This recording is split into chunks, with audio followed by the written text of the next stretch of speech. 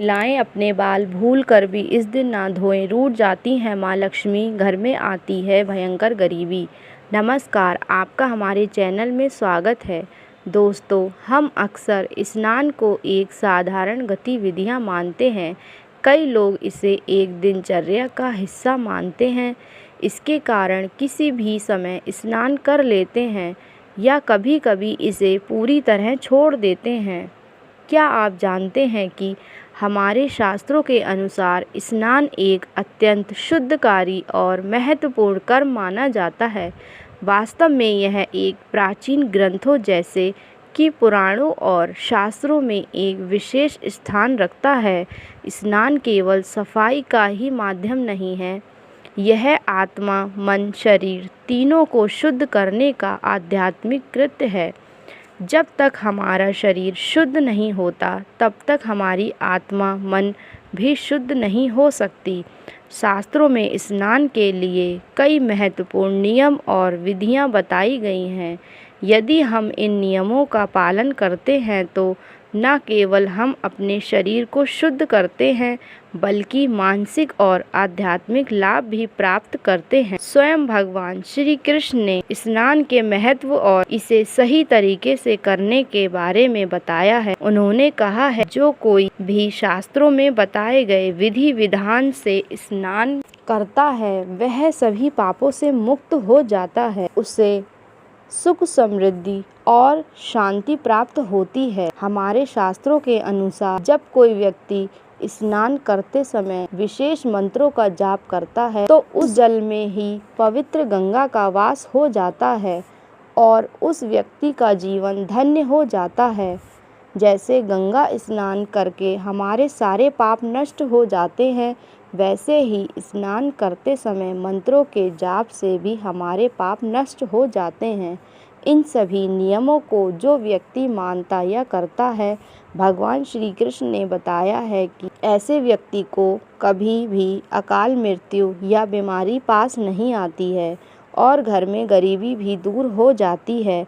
वैवाहिक स्त्रियों की बात है, शेष रूप से जो पारंपरिक नियमों का पालन करती हैं, उनके लिए शास्त्रों में बाल धोने के कुछ विशेष नियम बताए गए हैं। स्त्रियों को अमावस्या, पूर्णिमा और एकादशी जैसे पवित्र दिनों में बाल धोने से बचना चाहिए।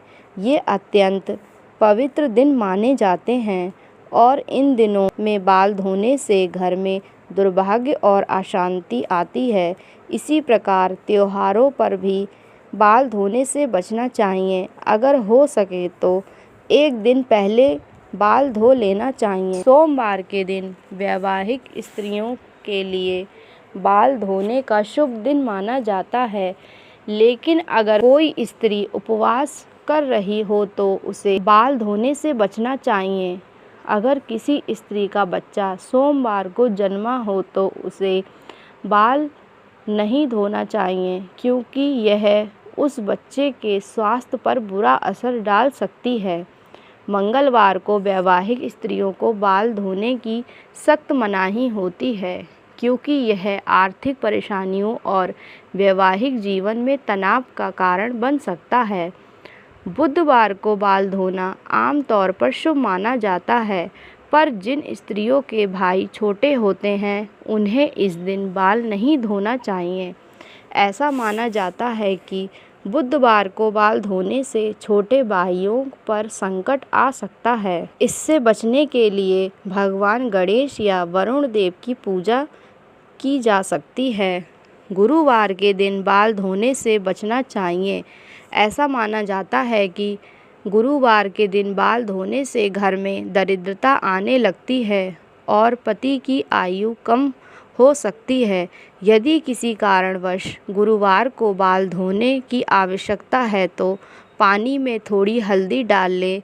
ऐसा करने से नकारात्मक प्रभाव कम हो जाता है। शुक्रवार का दिन वैवाहिक स्त्रियों को बाल धोने का शुभ दिन होता है, पर अगर जिन स्त्रियों को बेटे हैं या फिर पुत्र प्राप्ति की कामना करती हैं तो उन महिलाओं को शुक्रवार को बाल धोने से बचना चाहिए। शनिवार का दिन बाल धोने का अत्यंत अशुभ माना जाता है, क्योंकि इस दिन बाल धोने से भगवान शनिदेव के क्रोध का सामना करना पड़ सकता है, क्योंकि शनिवार का दिन शनिदेव का दिन माना जाता है और वह न्याय के देवता होते हैं और उन्हें क्रोध बहुत जल्दी आ जाता है।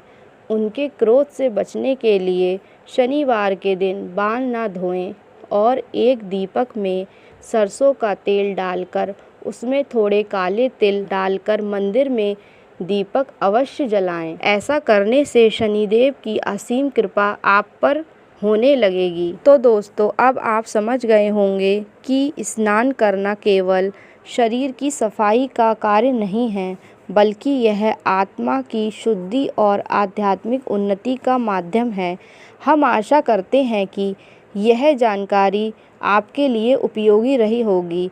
यदि यह वीडियो आपको समझ आई या अच्छी लगी हो तो इस वीडियो को लाइक करें और नीचे कमेंट में जय श्री कृष्णा और जय माँ लक्ष्मी अवश्य लिखें।